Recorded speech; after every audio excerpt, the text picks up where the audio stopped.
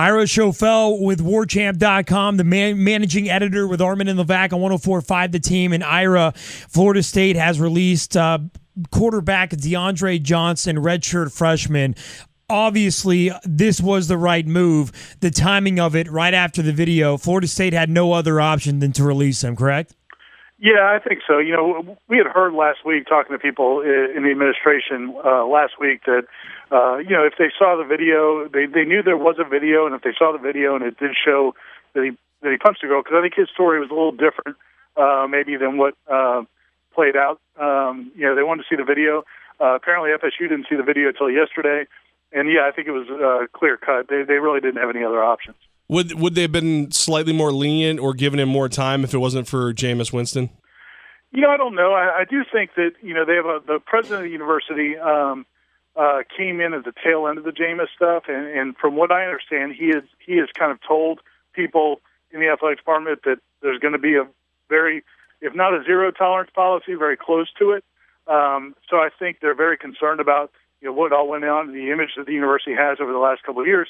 So I think that might be part of it. But at the end of the day, man, I think most schools probably would have had to do this no matter what their situation was. Ira Schoffel of WarChant.com with Armen and Levack on 104.5 The Team. And Ira, in regards to the DeAndre Johnson investigation, his family, her family, there's a lot of drama involved here. It's pretty messy, isn't it? Yeah, you know, I mean, I think that there's, you know, that they don't, you know, I think that they feel like, from what the statements of the families put out, is that, you know, he admits he made a mistake, but he feels like he was provoked.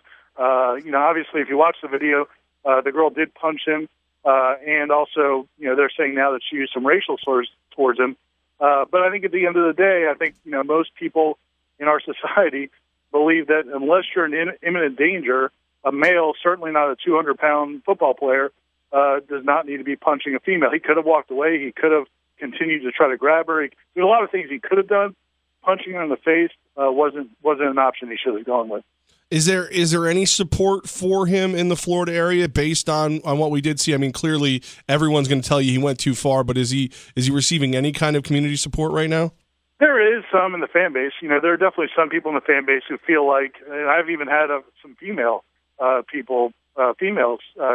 contact me and say that, you know, if a girl is as aggressive as that girl was, if she punches first, that she's got to be willing to take whatever she gets. And, you know, that may be how some people live, but I think in general, society doesn't put up with that. And I think that there are some of those people, but I think it's a pretty small group. Even though they're not afraid to put their opinion out there, I think it's a pretty small group. Ira, what kind of opportunity did DeAndre Johnson just waste and absolutely just wash away? Was he going to be the starting quarterback this year? No, you know, he may not have ever been the starting quarterback, truthfully. I mean, he's a talented kid. He played well in the spring. But, you know, Florida State's pretty loaded at quarterback this year. They've got the Notre Dame transfer, Everett Golson, coming in. Sean McGuire is a fourth-year junior. He probably would be the starter if Everett Golson hadn't transferred in. But assuming he stays in school, he'll be back next year as a senior. They also have a sophomore who's really talented, J.J. Cosentino from up in Pennsylvania. They've got another freshman, DeAndre Francois. And then coming in next spring, they've got the number one quarterback in the country, Malik Henry, who a lot of people feel like is going to pass some of these other guys. So I don't know that he ever would have played, but he was a key figure for this team because he committed early. He was very highly acclaimed coming out of high school. He's not a big kid. He's about 6 feet tall.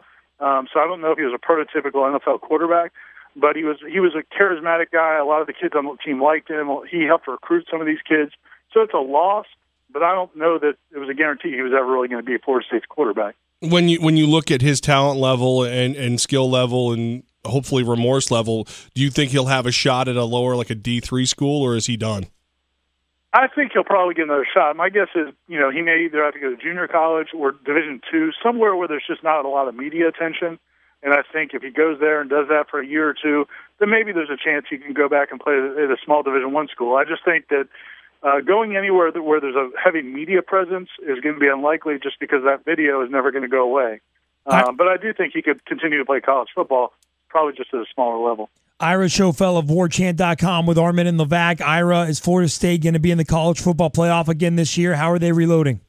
I think they'd be a long shot for that. Although Everett Golson helps certainly, but they lost so much on offense. Not only did they lose Jameis Winston, they lost 4 starting offensive linemen. They lost their top receiver, their top tight end.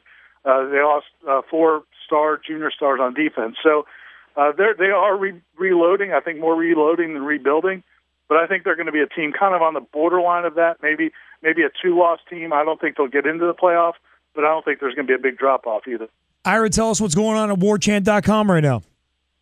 Well, we're getting ready for ACC kickoff meetings, which is in 2 weeks, and then Jimbo Fisher has his summer camp next week, where a lot of the top recruits are in. And then once we get to August, man, it's full speed ahead, getting ready for the season with daily practice reports. It's one of the best college sites in the country. Ira Schoffel with warchant.com, Florida State's rival site. Ira, thanks for your time today, man. Thank you, guys. Anytime.